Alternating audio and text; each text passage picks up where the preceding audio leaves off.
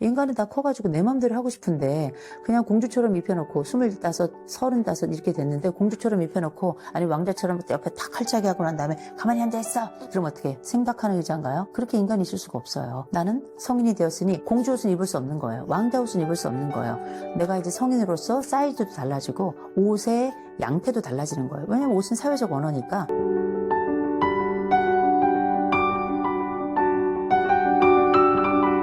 마지막 5번째가 이제 삼각관계가 너무 많다는 거예요. 이 삼각관계에 대한 관리가 되게 중요한데, 삼각관계라고 하는 건 우리가 보통 연인 사이에서 발생한다고 생각을 하잖아요. 이거 뭐야? 한 사람이 양다리 쳐가지고 이렇게 삼각관계 되는 거야? 한 사람을 동시에 두 사람이 좋아해서 삼각관계 되는 거야? 이렇게 얘기하지만 이거 말고 가족 안에도 삼각관계가 발생을 해요. 그게 뭐냐면 이를테면 우리가 어린 시절에 부모가 싸우잖아요. 싸우면 엄마가 속상해서 막 울었더니 아들이 와가지고 아유 엄마 울지마 왜 울어 그랬더니 엄마가 그러는 거예요. 야, 네 아빠가 어떤 인간인 줄 아니? 날 이렇게 힘들게 하는 인간이고, 네 아빠가 이렇게 잘못해가지고, 네 아빠는 아주 쓰레기야. 이런 얘기를 해요. 그러면 이 사람이 어린아이가 들을 때는 어떻게 해? 엄마 얘기만 듣잖아요. 그럼 어떻게 해? 이 아빠, 나쁜 놈, 나쁜 사람. 이렇게 생각을 해요. 그러면서 딱 엄마 편에서 엄마를 옹호하게 되겠죠. 이러는 순간, 원래 아이는 이 부부관계에 끼어들면 안 되는 사람이었어요. 그런데 이 엄마의 요청을 통해서 아이는 저절로 이 부부의 사이에 끼어들어서 이 세 사람의 구도를 만들게 되죠. 이게 삼각관계. 그래서 우리가 부부 일은 부부끼리 해결해야 돼요. 그런데 제3자를 이를테면 자기의 자녀를, 경우에 따라 자기의 부모를, 심지어 자기의 친구를 이렇게 부부 문제를 해결하는데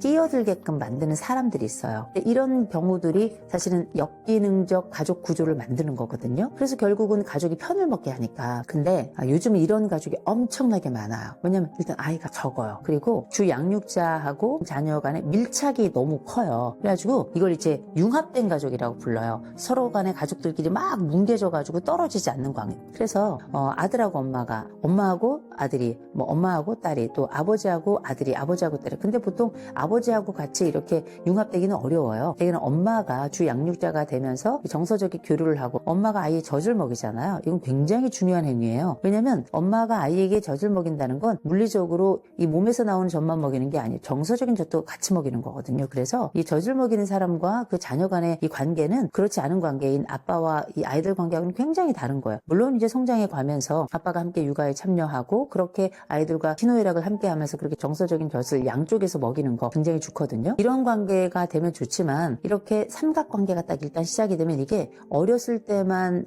이렇게 유지되는 게 아니에요. 어떤 경우는 이 생이 끝나는 날까지 이 가족이 다른 형태의 가족을 유지할 때까지도 그렇게 가는 경우, 심지어 새 가족이 들어왔을 때도 그 가족마저도 한쪽 편을 뜨게 되는. 왜냐면 이 삼각관계를 만드는 이건 누군가 끌어들이기 때문이잖아요. 예를 들어서 엄마가 이 아이를 끌어들인다. 그러면 아이만 끌어들이지 않아요. 나중에 이 아이가 결혼하잖아요. 그 배우자도 끌어들여요. 그래서 내 편을 만들어서 결국은 이 왕국 속에 나는 정당하고 내 반대편 배우자는 정당하지 않다는 얘기를 끊임없이 하면서 가족을 어떻게 정말 쑥대밭을 만들고요. 편을 갈라치기를 하고 더 나아가서는 상대방을 굉장히 폄훼해가지고 결국 나를 높이는 과정. 나만 정당해지는 이런 상황이 돼. 이게 어떻게 건강하겠어요? 건강하지 않죠. 현대인들이 가지고 있는 또 심화되고 있는 가족관계의 역기능적 특징 중에 이 삼각관계가 있는데 이런 부분들은 정말 조심해야 될 부분이라고 봐야 되겠죠. 독립성을 좀 기르기 위한 구체적인 방법이나 혹은 독립성을 좀 갖추기 위해서 내가 좀 취해야 하는 어떤 태도 같은 걸 좀 말씀해 주실 수 있을까요? 그럼 어떻게 독립성을 확보해야 될 것인가? 이 독립성이라고 하는 건 모든 가족의 숙제이고 모든 가족이 함께 고민해야 될 주제라고 저는 생각을 해요. 더군다나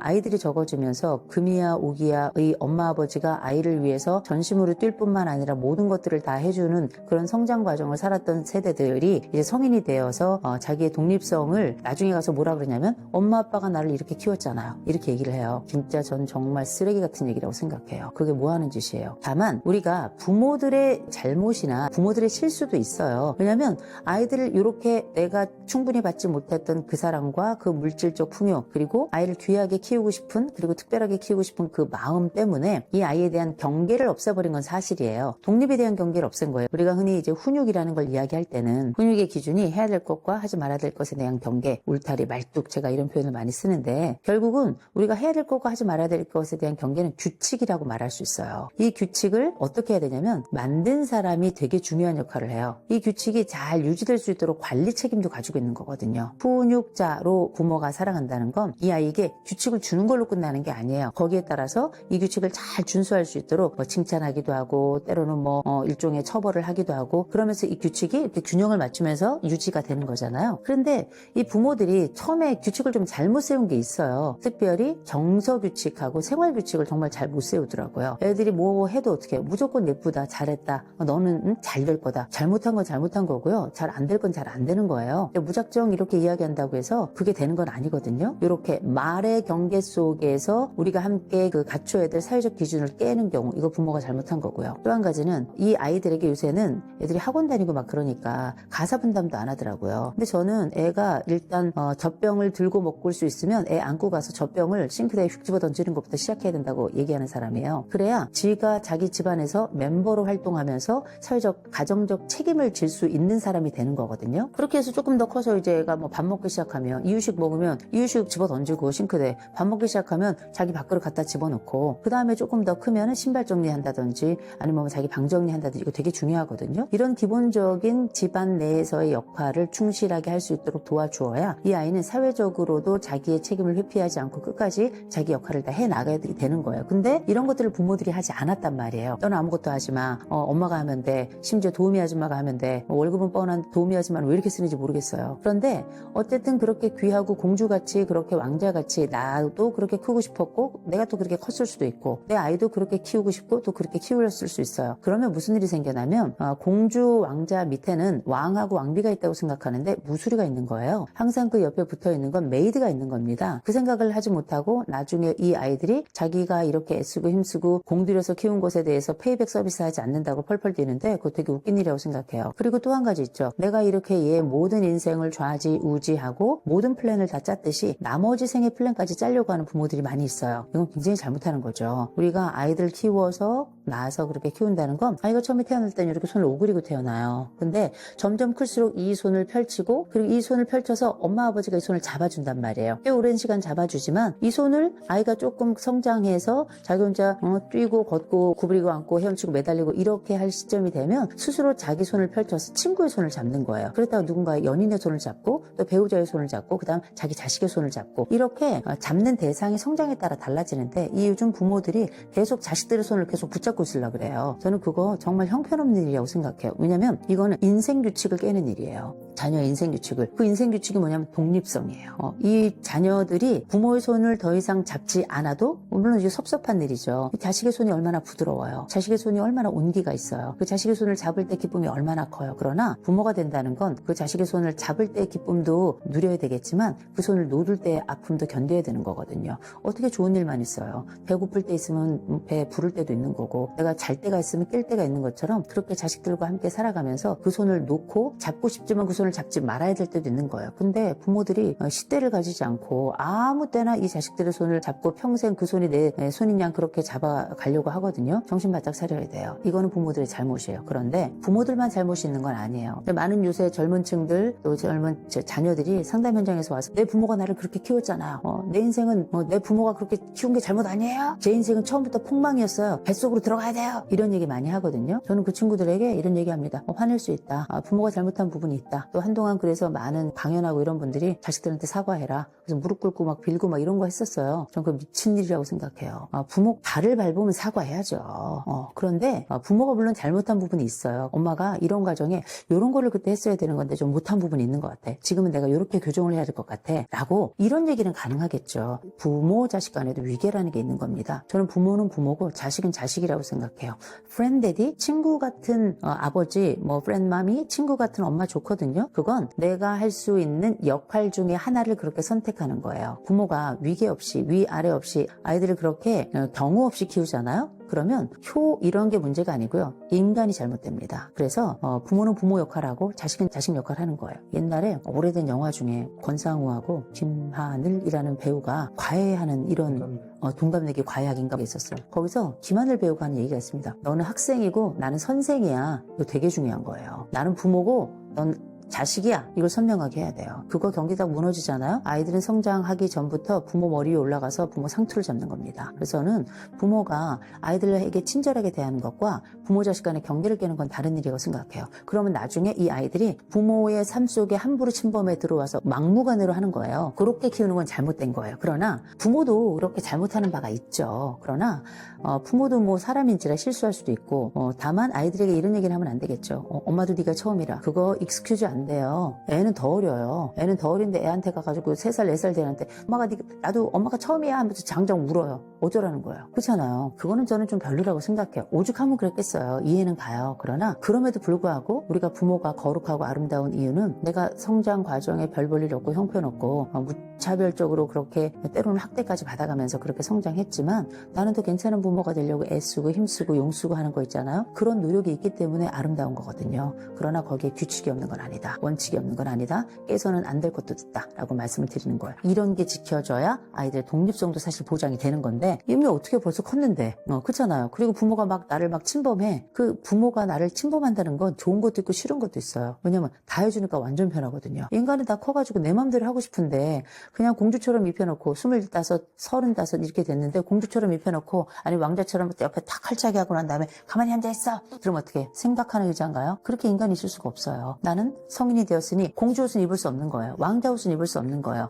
내가 이제 성인으로서 사이즈도 달라지고 옷의 양태도 달라지는 거예요. 왜냐면 옷은 사회적 언어니까 내가 사회적 역할을 하는 것에 따라서 내 옷을 선택하고 그렇게 입고 나는 그대로 대접받는 거 아니겠습니까? 그 얘기는 뭘 얘기하냐면 자식도 자기 역할을 하고 자기가 선택해야 되는 역할을 가지고 있는 거라는 거예요. 인간은 자기에게 주어진 것, 부모가 나에게 미치는 영향으로만 산다고 생각하는 분들 많은데 정신 차려야 돼요. 그건 완전한 비겁한 변명입니다. 심리학 연구에서도 정말 그러면 부모가 미치는 영향이 어느 정도냐? 이거 보통 한 30% 얘기합니다. 31.6%예요. 근데 그거 우리가 뭐 영향 안 받을 수 없겠죠. 근데 우리가 얼마나 좋습니까? 교육을 받아요. 다른 친구들을 만나요. 또 다른 어른들을 만나요. 우리에게 주어진 수많은 또 다른 더 많은 더 길고 더 오래된 그 환경 속에 다른 영향을 더 많이 받을 수 있단 말이에요. 그런데 왜 굳이 나는 내 부모에게만 영향을 받는다고 하늘 앞에 서가지고 소리를 질러대면서 나는 뭐 피해자입니다. 나는 다시 뱃속으로 들어가야 됩니다. 왜 그렇게 얘기를 해요? 그런 거 적절하지 않다고 생각합니다. 오히려 나머지 70%는 내가 내 주변에서 내가 선택하고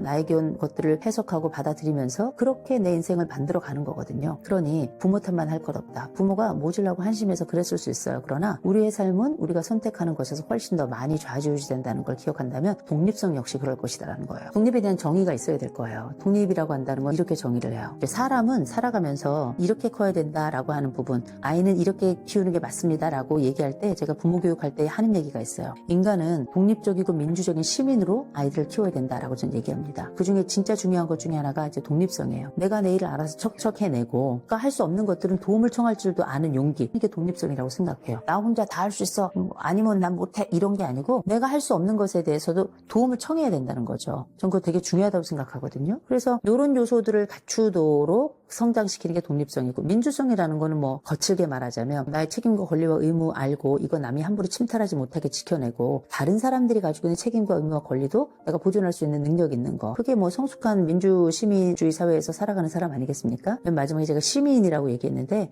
시민성이라고 하는 건 공동체성이에요. 내가 공동체 안에서 하나의 그냥 작은 멤버로 지낼 수도 있지만 내가 리더로서의 역량도 가지고 있는 거예요. 그래서 사회적 책무감을 갖는 게 굉장히 중요한 겁니다. 그게 이제 시민성의 가장 중요한 핵심이거든요. 그럼 집안 안에서는 뭘 해야 되냐? 물론 가정 내에서도 이런 각각의 요소들이 이렇게 스미도록 키워나가는 게 되게 중요하지만 독립성이 되게 중요해요. 근데 이 독립성은 물론 부모가 제공해야 될 부분도 있어요. 의무적으로 부과해야 될 것도 있고 책임을 다하도록 해야 될 것도 있고 그런 게 있는데, 그거 부모가 못 가르쳤어도 내가 사회 이제 생활 쫙 하잖아요. 해보면 알잖아. 아, 내가 이런 부분은 부족하고 이런 부분은 내가 좀 탁월한 부분이 있구나. 또 내가 할 수 있는 부분이 있고 협력해야 되는 부분이 있구나. 그래서 우리가 왜 유치원도 그렇고 초중 고등학교 대학교 가서도 다 뭐냐면 팀워크를 발휘할 수 있도록 이렇게 하나의 팀을 해서 뭐 팀플 같은 거 하잖아요. 이거는 아주 애들 어려서부터 같이 하는 거거든요. 이게 사회적으로 내가 너 혼자 집에서 성장한 아이인 거 알지만 같이 협력해가지고 우린 더 좋고 멋진 것들을 이룰 수 있고 심지어 협력해야지만 할 수 있는 것들이 있어라는 걸 알려주는 거거든요. 그렇게 우리는 어린이집 유치원 다니고 그리고 바깥에 나가서 놀이할 때도 같이 작고 큰 놀이들 혼자 하는 놀이도 있지만 같이 하는 놀이들도 함께 하면서 그렇게 성장했잖아요. 그 놀이 과정, 그리고 유치원, 어린이집, 뭐 초, 중, 고, 대, 심지어 직장 다니면서도 다 우리는 따로 또가치를 다 배운 사람들이에요. 그거는 사회적 환경을 통해서 우리의 성장에 이 연합하는 능력이 얼마나 중요한지를 보여주는 거거든요. 그때 우리는 배웠어요.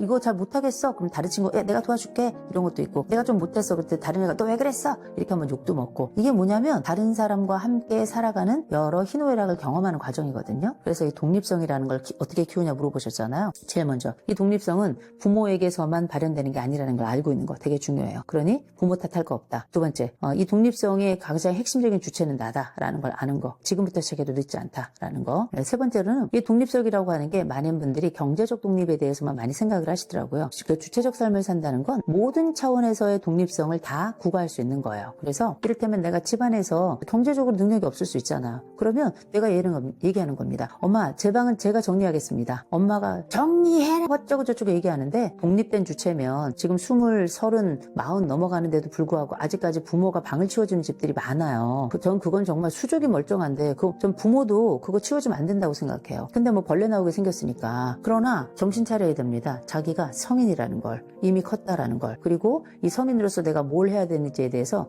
눈을 뜨고 거울을 보세요. 이미 충분히 나이 먹고 충분히 늙어가고 있어요. 25세면 성장이 끝나고 그때부터 노화가 시작이 됩니다. 그러면 내가 나이가 먹었구나. 집안에서 내가 첫째, 둘째, 셋째 내가 아이라고 생각하실지 모르겠지만 정신 차려야 돼요. 그래서 제가 자꾸 집 밖으로 나오라고 하는 거예요. 내 방 정리는 내가 하는 것부터 전 독립성의 시작으로 생각하고요. 두 번째로는 직업 찾아야 됩니다. 직업을 찾기 위해서 초, 중, 고등학교 때부터 생각해야 돼요. 내가 어떤 직업을 찾을까? 부모가 나에게 뭘 해줄까가 아니고요. 난 어떤 직업을 찾을까? 당연히 다들 고민하죠. 그런데 진지하게 찾을 뿐만 아니라 우리가 어떻게 내가 원하는 직업 다 갖겠어요? 그럴 수 없어요. 이를테면 누군가는 뭐 한 달에 월급을 400, 500 받고 싶겠죠. 근데 이제 내가 20대 초임에 무슨 400, 500 주는 데가 어디 있어요? 그런 데 있으면 저한테도 좀 소개해 주세요. 물론 제가 나이 먹어서 못 가겠지만 그건 뭐냐면 때로는 내가 나라는 사람이 더 특별하고 더 좋은 일을 할 수 있는 사람인 것 같은데 그게 안 될 때가 있잖아요. 그러면 내가 할 수 있는 작은 것부터 시작하는 겁니다. 좀 부족하다 싶은 것부터 시작해야 돼요. 그래서 나만의 독립적인 영역, 곧 돈도 그렇고요. 매일 아침에 내가 출근하고 퇴근하고 이런 모든 것들이 다 독립적 삶을 살아가는 거예요. 그래서 요는 뭐냐? 제일 먼저 자기 자신 옷 입는 거, 방 정리하는 거, 그 다음에 나만의 직장과 놀이터와 일터 이런 것들에 대해서 스스로 결정하고 거기에 충실히 살아가는 거. 전 이게 독립성이라고 생각합니다.